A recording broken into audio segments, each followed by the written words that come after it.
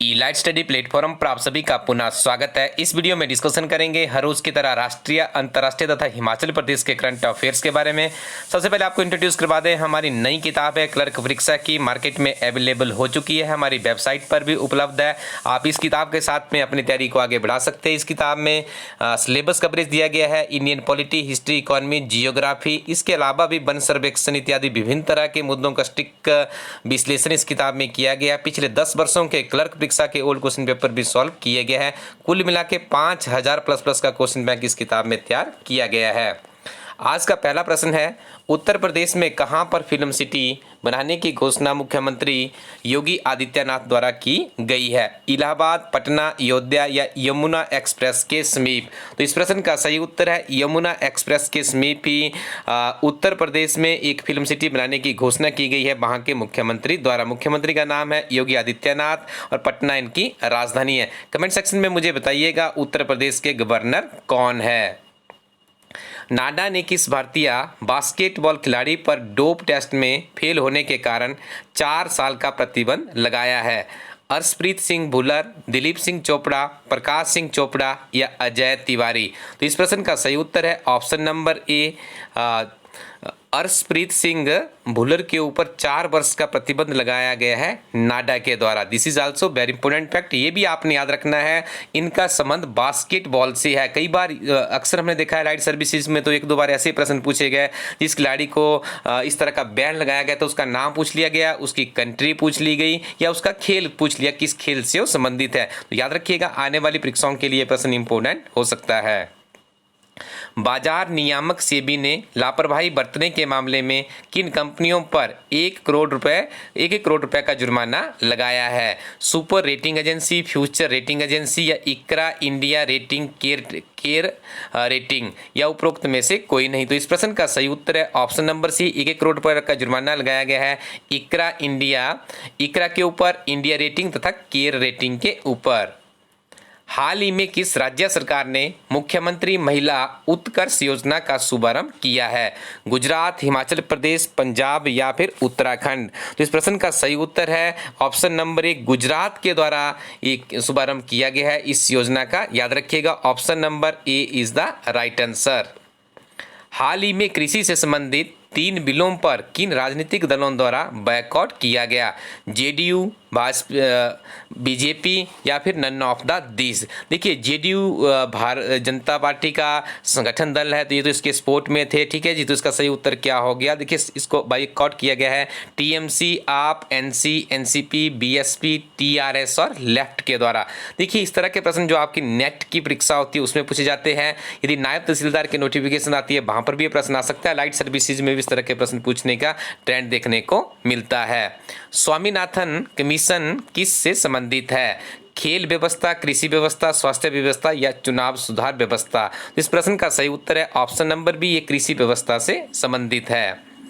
भारत के किन 2 राज्यों में प्याज के कुल उत्पादन का करीब 45% हिस्सेदारी रहती है?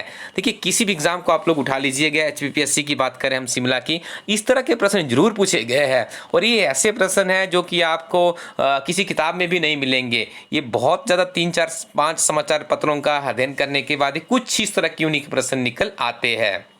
तो देखिए आपको 2 राज्यों को पहचानना है जहां पर भारत के जो प्याज उत्पादन है उसकी 45% करीब उत्पादन होता है। महाराष्ट्र और कर्नाटका, हिमाचल प्रदेश और कर्नाटका, महाराष्ट्र और हिमाचल प्रदेश, राजस्थान और कर्नाटक? तो इस प्रश्न का सही उत्तर है ऑप्शन नंबर ए, महाराष्ट्र और कर्नाटका में भारत का कुल उत्पादन की बात करें प्याज की तो उसका 45% की हिस्सेदारी रहती है। संयुक्त राष्ट्र की स्थापना कब हुई थी? तो देखिए इसकी 24 अक्टूबर 1945 को हुई थी। तो यहाँ पे देखिए थोड़ा सा ऑप्शन में एरर है, तो आप किसी भी एक ऑप्शन को 45 कर लीजिएगा और इसका सही उत्तर आप लोग कर लीजिएगा। वर्तमान में इसके 193 सदस्य देश है और वर्तमान में इसके जो महासचिव है एंटोनियो गुटेरेस है, इसको भी याद रखिएगा। कमेंट सेक्शन में मुझे बताइएगा इनका देश कौन सा, किस देश से प्रतिनिधित्व करते हैं। आगे डिस्कशन करेंगे हिमाचल प्रदेश के करंट अफेयर्स के बारे में। पहला प्रश्न है, शिमला स्थित मुख्य डाकघर में महिला शक्ति केंद्र काउंटर का उद्घाटन किसके द्वारा किया गया? राज्यपाल श्री बंडारू दत्तात्रेय, मुख्यमंत्री श्री जयराम ठाकुर, शिक्षा मंत्री श्री गोविंद सिंह ठाकुर या उपरोक्त में से कोई नहीं। इस प्रश्न का सही उत्तर है, इनॉग्रेशन किया गया मुख्यमंत्री श्री जयराम ठाकुर के द्वारा। याद रखिएगा, महिला शक्ति केंद्र काउंटर का एस्टेब्लिशमेंट शिमला के मुख्य डाकघर में की गई है। वर्ष 1972 में किस प्रधानमंत्री द्वारा केलांग में एक रात गुजारी थी? तत्कालीन प्रधानमंत्री श्री पंडित जवाहरलाल नेहरू या श्री लाल बहादुर शास्त्री या श्रीमती इंदिरा गांधी या उपरोक्त में से कोई नहीं। इस प्रश्न का सही उत्तर है, इंदिरा गांधी के द्वारा यहाँ पे एक नाइट स्पेंड की गई थी। आज के लिए इसलिए सुर्खियों में है क्योंकि 3 अक्टूबर 2020 को भारत के प्रधानमंत्री नरेंद्र मोदी जी अटल टनल रोहतांग का इनॉग्रेशन करेंगे और उसके बाद ऐसा कहा रहा है कि दूसरे प्रधानमंत्री बनेंगे जो कि केलांग में स्टे करेंगे। मैं डेफिनेटली आपको बता दूं, इसमें से एक या दो प्रश्न आपको जरूर सुरंग के ऊपर आएंगे। पीछे एक वीडियो में हमने इसके ऊपर कंप्लीट कवरेज किया हुआ है, आगे भी कोशिश करेंगे कि आपको एक कंप्लीट एनालिसिस करके एक पूरा वीडियो इसके ऊपर दिया जाए। गंधारी तथा मृदुला किसकी किस्में है? ठीक है, यहाँ पे देखिए किस्में कर लीजिएगा, अमरूद, अनार, केला या मछली। तो देखिए ये जो किस्में हैं ये है अनार की। याद रखिएगा, आजकल मार्केट में अनार आना बहुत ज़्यादा मात्रा में आ रहा है, तो गंधारी नाम का अनार का तो आपने नाम सुना ही होगा। याद रखिएगा, मृदुला भी किसकी किस्म है? अनार की किस्म। और हिमाचल प्रदेश में इनका उत्पादन भारी लार्ज स्केल में आज की डेट में किया जा रहा है। हिमाचल प्रदेश सरकार द्वारा वर्तमान कार्यकाल में राज्य में अब तक कितने किसानों को प्रधानमंत्री फसल बीमा योजना के अंतर्गत लाभ पहुंचाया गया है? तो इसका सही उत्तर होगा ऑप्शन नंबर ए, यानी 1,01,585 किसानों को अभी तक लाभ पहुंचाया जा चुका है। अलाइड सर्विसेज में इस तरह के आंकड़े हमें देखने को मिलते हैं। इसके लिए 19.54 करोड़ रुपए की क्षतिपूर्ति भी की गई है। प्रधानमंत्री फसल बीमा योजना के अंतर्गत फसल का बीमा करवाने के लिए किसानों के लिए प्रीमियम दर बीमित राशि की अधिकतम दर क्या है? 5%, 10%, 15% या 25%। तो इसकी जो अधिकतम दर है वो 5% है। याद रखिएगा, option number A is the right answer here. और आपको कंप्लीट बता देते हैं इस स्कीम के बारे में। राज्य में किसान हित में प्रधानमंत्री फसल बीमा योजना को लागू किया गया है। मौसम आधारित फसलों के लिए खरीफ मौसम के लिए बीमित राशि के अनुसार 2% व रबी की फसलों के लिए 1.5%। प्रीमियम दर यदि 5% से अधिक होता है तो वह राज्य व केंद्र सरकार 50-50 के अनुपात में वहन करेगी।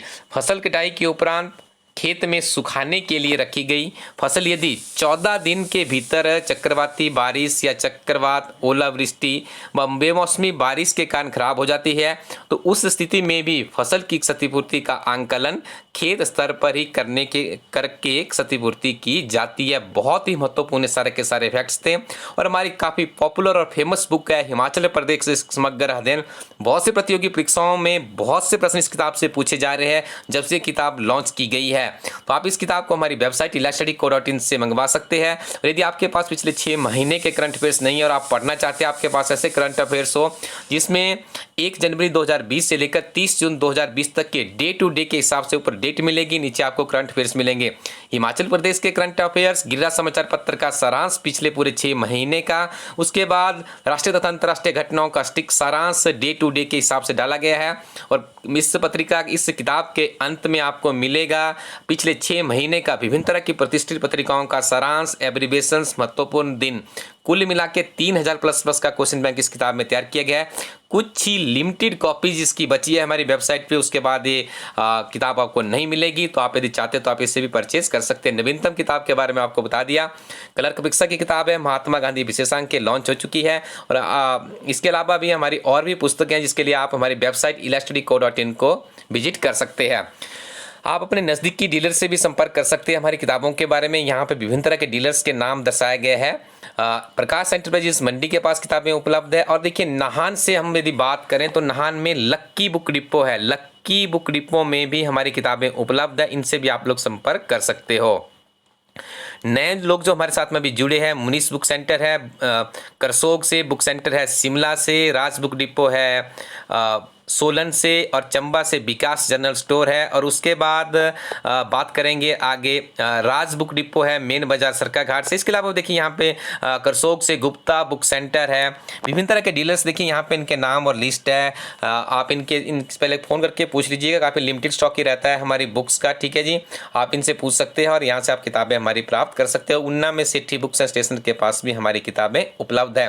जैसे हमारे साथ कोई नया डीलर्स जुड़ेगा, उसका नाम हम यहाँ पे डाल देते, तो आप उनसे पहले फ़ोन के माध्यम से संपर्क कर लीजिएगा। कोविड-19 पैंडेमिक भी चल रहा है, अपना ध्यान रखिएगा, नियमित रूप से पढ़ते रहिए। Himachal Pradesh staff selection commission Hamirpur के द्वारा नवीनतम वैकेंसीज निकाल दी गई है। आप तन मन धन से अपनी तैयारी कीजिए और हम एक कामना करते हैं कि आपको हिमाचल प्रदेश सरकार में नौकरी मिले। Thank you very much. Keep watching इला स्टडी यूट्यूब चैनल।